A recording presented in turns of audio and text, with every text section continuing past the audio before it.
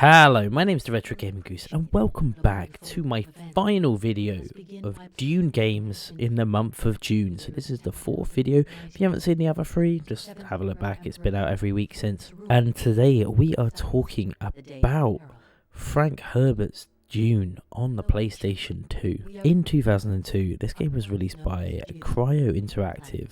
They really did try and bring the world of Frank Dune's legendary sci-fi saga to the PlayStation 2, but it just didn't really work. Well, I don't know. The result is very ambitious, this game. It is based heavily stylized on the sort of David Lynch movies. It looks and plays like one of them fake video games that you see in films. Now, this is where it gets a little bit confusing for Dune fans, because even though like the look and the stylization of this film kind of is taken from the David Lynch films, it is more based on the original novels, like Frank Herbert's original novels of Dune. So the story is very close to the novels, even though it starts about halfway through the book. And in this game you play as Paul Atreides, heir to House Atreides, caught in a battle for the survival after being betrayed by House Harkonnen. If you've seen the film, it's basically part 2 of the film. It's kind of like a weird stealth action, political thriller, part survival game, which is kind of what Dune is at its core. And it's all set in the desert, but some of these textures and graphics are just fascinating to watch. Like, someone looked at this and went, yeah, that's done. Now, what I will say shines about this game is the story. The story is just a novel, and it's very true to the novel.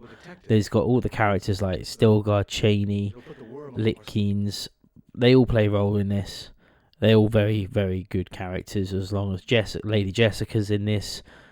Pretty much all of the Fremen culture, you can explore more about the Fremen, which is really nice. There's just like loads of it's like a love letter to the Dune franchise. However, what it does let down is the gameplay is something, like, it is really, really bad. But I will admit, you do feel like you're in a novel. You're not just fighting to survive.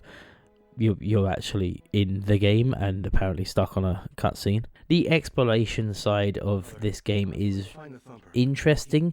Sometimes you get to explore a lot, other times you do not sort of get to explore at all, and you're kind of railroaded into certain things. But the controls, they are clunky. They don't feel right, and the AI is not good.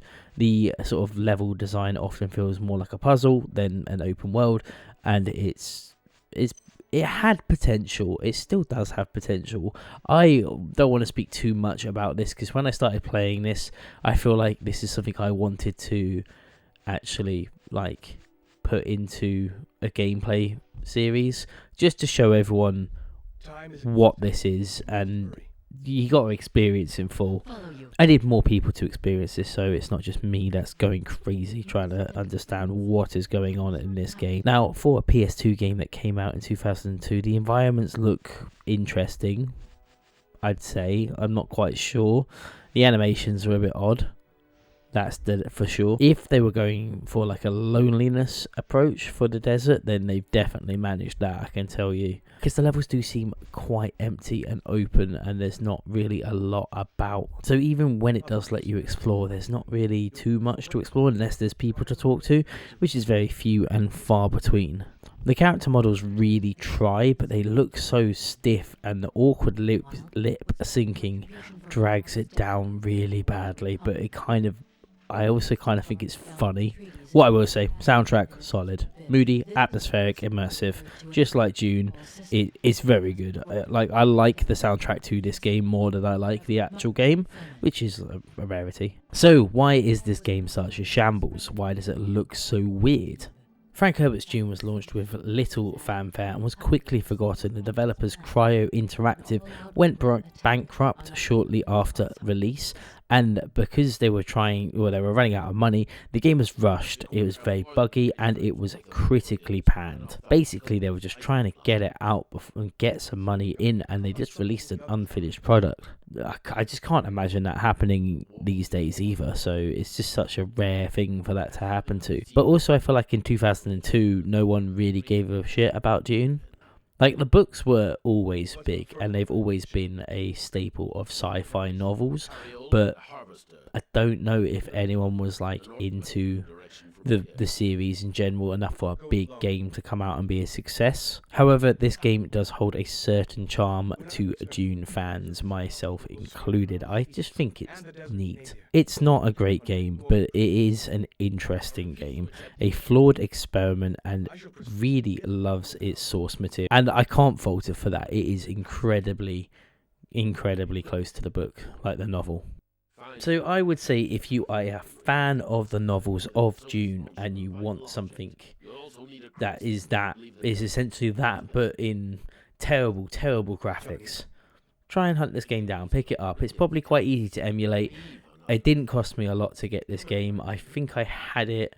I bought it a while ago for probably about £5-6 in a charity shop. I can't tell you for definite how much it would be now. I do feel that even in the forgotten corners of the PlayStation 2 library, this is just there somewhere, never to be played by anyone or the masses again, but would be interesting to see some people go through it. I think I am going to do a playthrough of this game, because even in the dark corners of the PlayStation 2's library, the spice must flow. My name's been the Retro Gaming Goose. Thank you so much for watching this video. If you have enjoyed this video, like the video, subscribe to the channel for more content, and as always, leave a comment below if you remember this game. If you're a fan of the Dune franchise, or if you think I'm talking rubbish, please comment below. And just as a little bonus, I thought I'd just leave you with some awful fighting stealth gameplay from the game, and then finally one of the best death animations I've seen in a very long time. Thanks for watching. See you in the next video.